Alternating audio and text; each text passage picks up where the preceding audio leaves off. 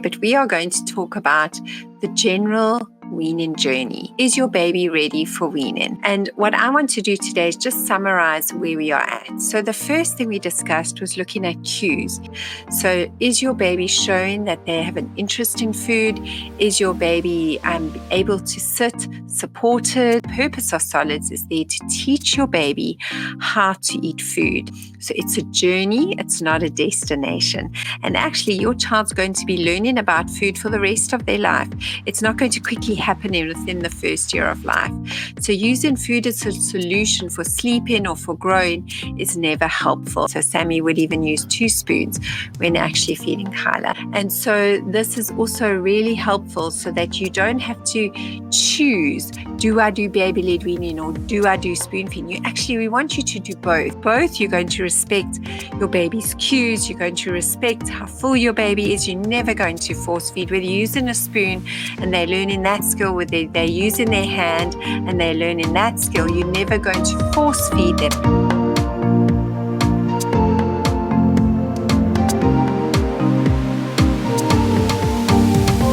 I'm Kath Megaw. I'm a pediatric dietitian, and welcome back to Let's Talk Baby. I'm normally joined by my co-host Sammy Hammond, who's a feeding therapist, and Dr. Jenny Rose, who's a clinical psychologist. They aren't with me today, but we are going to talk about the general weaning journey. This is a topic and a series that we've been covering on Let's Talk Baby. So if you want to go into detail with more of the different things that I'll be talking about today, please look back at some of the previous podcasts for some finer details of the weaning journey. So we've been following Sammy's little one, Kayla, as she has been doing her weaning journey and going along her weaning journey. And what I want to do today is just summarize where we are at. So the first thing we discussed was looking at cues. Is your baby ready for weaning? So is your baby showing that they have an interest in food? Is your baby able to sit supported? And is your baby between the age of 4 and 6 months? Those are the 3 key things that we look for to know whether your baby is ready for solids. Things that we don't do is we don't say, let's start solids because we want to help reflux. We also don't say, let's start solids because we want our baby to sleep through the night, or let's start solids because our baby's not growing properly. Those are not good reasons to start solids. Solids initially is there. The purpose of solids is there to teach your baby how to eat food. Now, feeding is very developmental. And in one of the podcasts, we looked at the development of feeding and how feeding comes about and how your baby learns with regards to feeding on how to eat. And so it's really, really important that you give your baby space and give your baby time, and you practice patience and perseverance when it comes to feeding your baby. So it's a journey, it's not a destination. And actually, your child's going to be learning about food for the rest of their life. It's not going to quickly happen within the first year of life. So using food as a solution for sleeping or for growing is never helpful and not something that we advocate or recommend at all. So always be wary when people say, well, you need to start solids because your baby's not growing, or you need to start solids because your baby has reflux, or you need to start solids because your baby's not sleeping well. It is not a solution for that. Solids is there to teach your baby how to eat. So those are the cues. That is the reason for starting solids.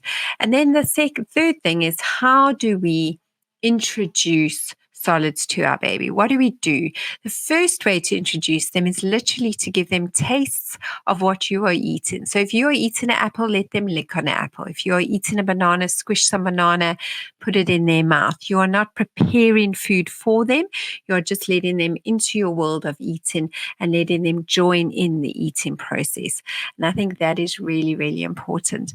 The second thing that you do when you start the journey of solids is let them sit around you and be around you when you're eating a meal, be around you when you're cooking food. Let them smell the foods that you are cooking and what you are cooking in your kitchen. And that is really important, so that they get their senses involved, that they also touch food and let them smell food. And that's the first step in towards a solid journey. When your child is looking very engaging, the next step that you're going to do is you're going to then prepare something for them. And it can be something that they do with you while you are eating at the same time. So you could, for example, be eating a Sunday lunch and have some roast veggies there. And you can take some of the roast veggie and mash some and then feed it to them. In last week's podcast, we looked at what sort of utensils you will use. Go and have a look at that podcast, and that will give you some good guidelines as to what are good utensils to start with. What's a good feeding spoon to use? And Sammy went into some lovely detail with regards to that. When you start your baby, you can look at the high chair. We also did a podcast with one of the developmental physios. She's a pediatric physio, Nicole, and she talked about the feeding chair and what is a good feeding chair, how it's good, how it supports your baby, what to look for. Go back and look at that podcast, and that will also give you some guidance as to what is a great feeding chair for your baby. And it's important that your baby is then sitting in a space that they feel contained, they feel supported. It might initially, if your baby is still between 4 and 5 months of age, be on your lap will probably be the most supported place for your baby to sit. You can hold your baby back, reclining in kind of the cusp of your arm here, and you and your partner can assist and then feed your baby with a spoon. We do like babies to interact with the food, and so if you're doing a combination of doing some spoon feeding with some baby-led weaning, you can use the skills that we've spoken about in the podcast around how to wean, looking at the different versions of weaning. Sammy used both with Kyla, where she would use the spoon and she would have Kyla actually hold the food. So she would be spooning butternut, and that was pureed. And at the same time, Kyla would be holding pieces of butternut and putting them to her mouth. At times, Kyla would be reaching out for the spoon. So Sammy would even use 2 spoons when actually feeding Kyla. And so this is also really helpful so that you don't have to choose, do I do baby-led weaning or do I do spoon feeding? We want you to do both, because both actually is baby-led, because both you're going to respect your baby's cues, you're going to respect how full your baby is. You're never going to force feed, whether you're using a spoon and they're learning that skill, whether they're using their hand and they're learning that skill, you're never going to force feed them and never get them to eat. So that is the next step in the weaning process. So the first step is you're going to look at the taste. They're going to taste what you are eating, be around food, smell food, be around you when you're cooking, be around you when you're eating. The second step is you are going to sit them comfortably, depending on their age, might be on your lap, might be in a feeding chair. You are then going to use a utensil, and you're going to use potentially a spoon, and you can look back at that to see which are the best spoons to look at. And then you are going to start with seasonal fruit or vegetable. Parents are always asking, what do we start with? And we always recommend starting with a seasonal fruit and vegetable. And it can be butternut, can be pear, can be apple, can be pumpkin, can be sweet potato. You can do puree and you can do pieces. Make sure they are soft, they are cooked, so that they are not a choking hazard. So not a whole piece of apple, you're going to do a softened piece of apple, and that is going to help you just to give your baby that experience of feeding and tasting the foods. You can start with one fruit or one veggie on the first day. The next day you can do another fruit or veggie. And when you're introducing the seasonal fruits and veggies, you can do one new one every day, or you can add one every second day. It's up to you, but don't take too long to add in a variety of fruits and vegetables. Sorry to interrupt. I just want to introduce you to our new Weaning Sense course for 2024. It's based on our Weaning Sense book. And if you sign up for this course, you get to journey the journey with me and other moms on a WhatsApp group. You'll get a Q&A with me every week, as well as meal plans and direction as to what to do each week with your weaning baby. So sign up in the link below. The other question we get is, when do you start with the Do you do it in the evening? Do you do it in the morning? Remembering, we're not feeding them so they sleep through the night. So don't do it at the end of the day. Do it in the morning when they are awake and they are alert and they are happy and they're playful, because it's a game. You're actually feeding initially as a game. It's a learning experience. And for all of us, we need to be happy, alert, in a good place. Don't let them be starving, because they need to learn a skill. So you want them well nourished so that they can actually learn the skill. And so it's really important that they are able to do that during this time.